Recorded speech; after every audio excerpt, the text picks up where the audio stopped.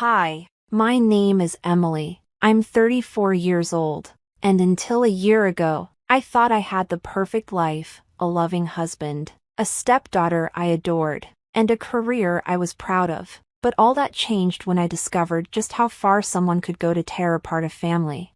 When I married my husband, Michael, 3 years ago, I knew his 14-year-old daughter, Chloe, would be a part of the package. She was bright, a little shy, and still adjusting to her parents' divorce. I did everything I could to make her feel loved and supported. I helped with her homework, attended her school plays, and planned fun weekend outings. But as time went on, things began to shift. Chloe grew distant, and her behavior changed. At first, I thought it was just teenage angst, but soon, I realized there was more to the story. It started with small things, missing items around the house, snide comments muttered under her breath, and a sudden unwillingness to spend time with me. Then came the accusations. "Dad, Emily doesn't like me," she told Michael one evening after dinner. Michael looked at me, confused. "What are you talking about, Chloe? Emily's always been kind to you." Chloe crossed her arms and gave me a glare. "You don't see the way she talks to me when you're not around." I was stunned. "Chloe, that's not true. I've never said anything mean to you." But the doubt was already planted in Michael's mind. Over the next few months, Chloe's accusations escalated. She claimed I ignored her, blamed her for things I didn't do, and even made up stories about me yelling at her when Michael wasn't home. One night, Michael confronted me. "Emily, Chloe says you've been treating her unfairly. What's going on?" I felt like I was losing my grip on reality. "Michael, none of that is true. I don't know why she's saying these things." He sighed, running a hand through his hair. "I don't know what to believe anymore." The tension in our home was unbearable. Michael was caught between his daughter and me, and no matter how much I tried to prove my innocence, Chloe always found a way to make me look like the villain. The final straw came on Chloe's 15th birthday. I had spent weeks planning a special day for her, a surprise party with all her friends, her favorite cake, and decorations in her favorite colors. But when she walked in, instead of being happy, she burst into tears.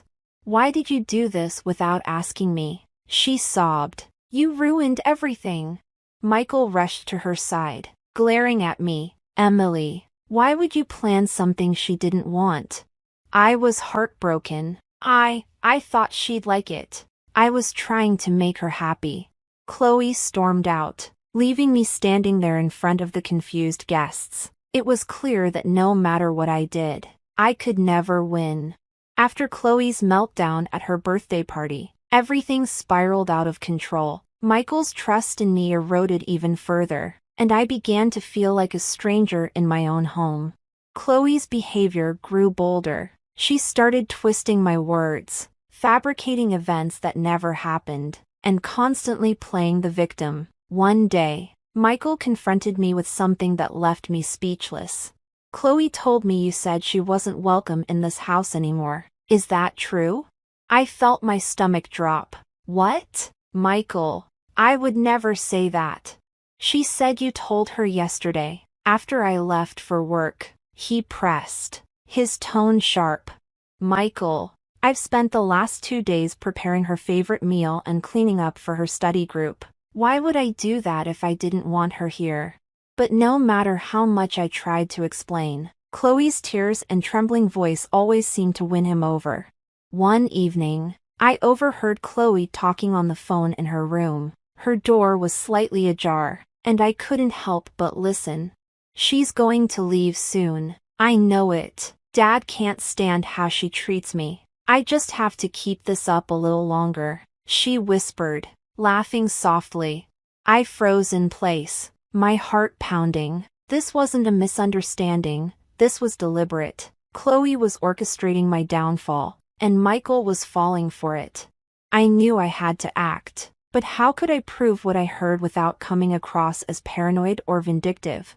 Things came to a head one fateful night. Michael came home from work, his expression unreadable. He sat me down in the living room, Chloe lurking in the background with a smug smile on her face.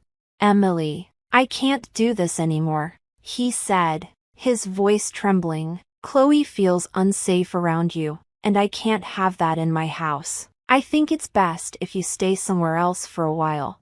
Tears welled up in my eyes. "Michael, are you serious? You're asking me to leave because of lies she's telling you?" "I don't know what's true anymore," he admitted, looking away. Chloe smirked behind him, a look of triumph flashing across her face.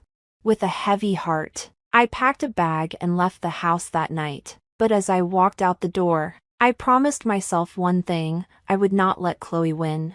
Staying at a friend's place gave me time to think. I went over every interaction, every argument, and every detail that might prove my innocence. Chloe's behavior wasn't just a rebellious teenager acting out, it was manipulative and calculated.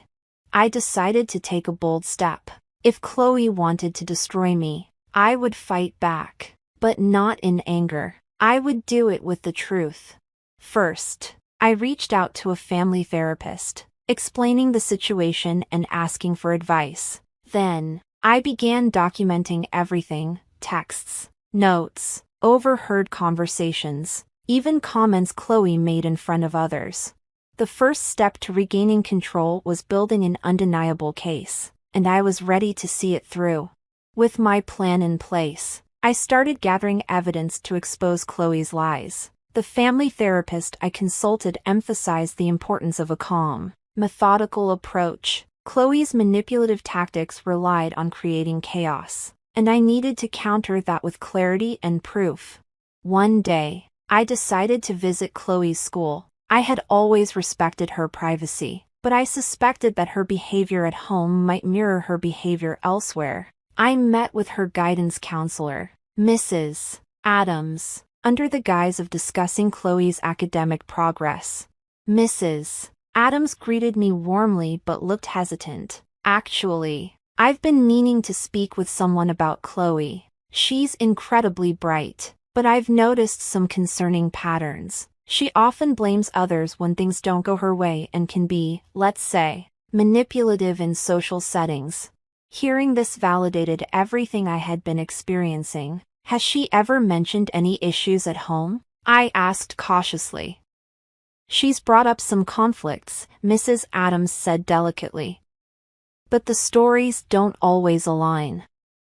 I've been hesitant to intervene without concrete evidence. Her words were a revelation. Chloe's behavior wasn't just targeted at me, it was a consistent pattern. Back at my temporary residence, I combed through old texts and emails. I even found a journal Chloe had accidentally left out one day, a collection of her grievances, twisted half-truths, and fabricated stories about me.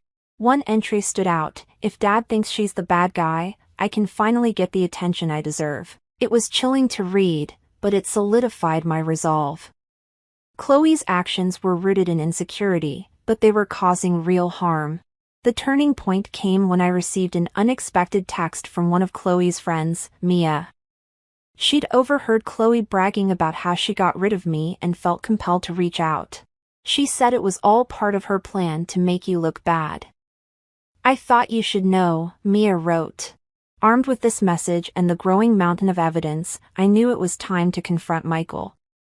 But I also wanted Chloe to face the consequences of her actions in a way that encouraged accountability rather than outright punishment. I arranged a meeting at the therapist's office, where I presented my findings to Michael. As I spoke, I could see the realization dawning on his face. "Why didn't you tell me sooner?" he asked, guilt evident in his eyes. "I tried, Michael. But you were too blinded by Chloe's manipulation to see it," I replied. "I love her, but this behavior has to stop, for everyone's sake." When Chloe was brought into the session, her initial defiance quickly crumbled under the weight of the evidence. The therapist guided the conversation, ensuring it remained constructive. I wanted you to notice me more," Chloe admitted tearfully.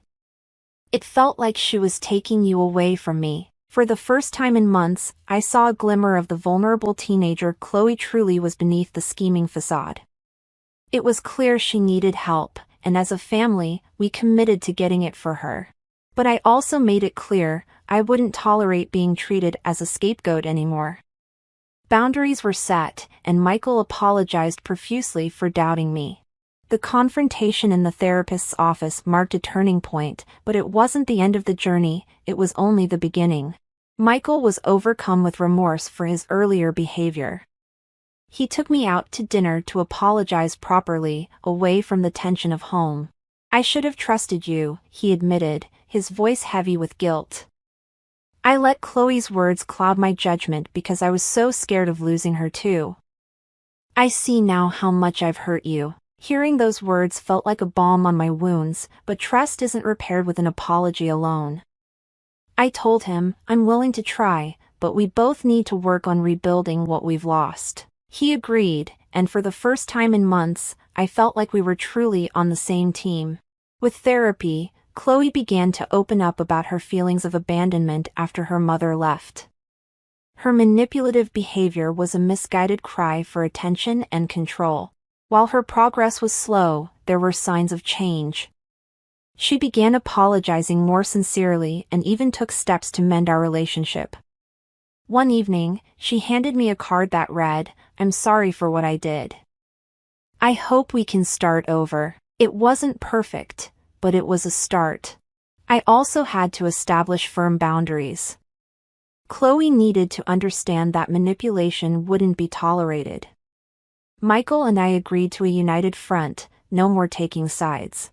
We created family rules, one of which included weekly family dinners where everyone shared their highs and lows of the week. It was awkward at first, but gradually, we found moments of connection. A few months later, Michael surprised me with a weekend getaway. "You deserve a break," he said with a smile. It was a gesture that reminded me of the man I fell in love with. Meanwhile, Chloe continued therapy and slowly began to rebuild her relationships, not just with me but also with her peers. Her transformation wasn't overnight, but she was putting in the work.